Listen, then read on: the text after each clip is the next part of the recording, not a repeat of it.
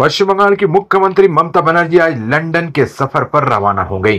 Home secretary Manoj Pant भी मुख्यमंत्री के साथ गए हैं। ममता बनर्जी 27 मार्च को ऑक्सफोर्ड यूनिवर्सिटी में भाषण देंगी। बता दें कि ममता बनर्जी का लंदन में 4 दिन का प्रोग्राम होने वाला है।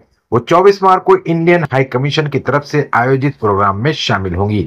वहीं 25 मार्च को बंगाल ग्लोबल बिजनेस समिट, 26 मार्च को गवर्नमेंट टू गवर्नमेंट प्रोग्राम और 27 मार्च को ऑक्सफोर्ड यूनिवर्सिटी के कार्यक्रम में शामिल होंगी। ममता बनर्जी 28 मार्च को कोलकाता वापस लौट आएंगी। आज एयरपोर्ट पर मीडिया से मुखातिब होते हुए ममता बनर्जी ने कहा कि उनके सफर में वक्त कम है और काम ज्यादा है, काफी भाग दौड़ होगी। उन्होंने सभी से शांति से रहने की अपील की है। मुख्यमंत्री ममता बनर्जी ने अपनी गैर मौजूदगी में प्रशासन का काम चलाने के लिए स्पेशल टास्क फोर्स बनाया है, जिसमें मंत्री फिरहाद हकीम, चंद्रिमा भट्टाचार्य, अरूप विश्वास, डॉक्टर शशि पांजा और सुजीत बोस के साथ ही होम सेक्रेटरी नंदिनी चक्रवर्ती, सीनियर आईएएस अफसर विवेक कुमार और प्रभात मिश्रा, डीजीपी राजीव कुमार और कोलकाता पुलिस कमिश्नर मनोज वर्मा को रखा गया है।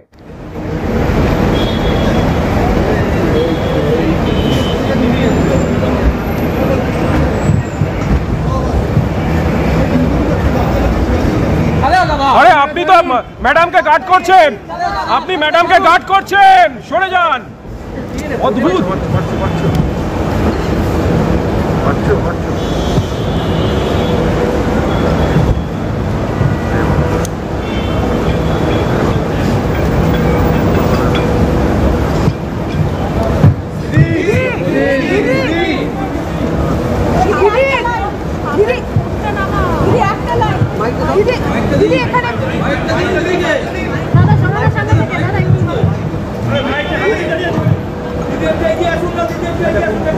দিদি এগিয়ে আসার কি করবে? সাউন্ড আসবে তো। আপনাদের সকলকে অসংখ্য ধন্যবাদ। আপনারা জানেন যে আমাদের সকালেই ফ্লাইট ছিল, কিন্তু সব ক্যান্সেল হয়েছে। সব প্রোগ্রামই প্রায় অনেকটাই ডিস্টার্ব হয়ে গেছে। যাই হোক,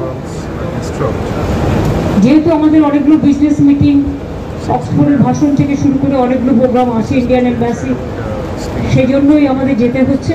বাট খুব হেক্টিক হয়ে গেল। মাত্র 4টে দিন মাঝে টাইম থাকবে, তার মধ্যে আমাদের যাতায়াত করতে দিন রাত দুটোই লাগছে, কারণ টাইম অ্যাডজাস্ট করতে হোল নাইট জার্নি করতে হবে এবং আসার দিনও মধ্যরাতে এসে পৌঁছবো। আমরা সকালে এসে পৌঁছবো দুবাই থেকে সন্ধ্যেবেলা এসে বিকেলের ফ্লাইট ধরে। সুতরাং 2 দিন যাতায়াতে ডাইরেক্ট ফ্লাইট না থাকার জন্য এই অসুবিধে। আমরা তো অনেক চেষ্টা করছি, দেখা যাক। সকলে ভালো থাকবেন।